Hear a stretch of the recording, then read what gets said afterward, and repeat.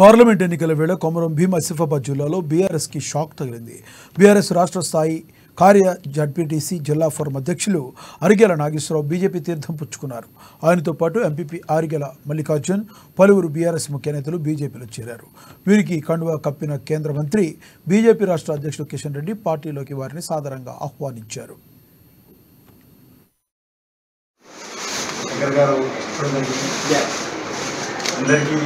స్వాగతం పలుకుతా ఉన్నాం.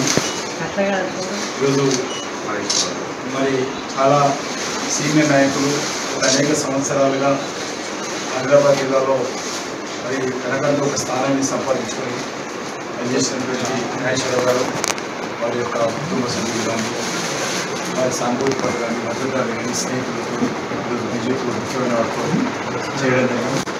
వారికి స్వాగతం పలుకుతాము. తప్పకుండా వారి సేవలు నాయకత్వం పరిష్కారం అవుతాయి.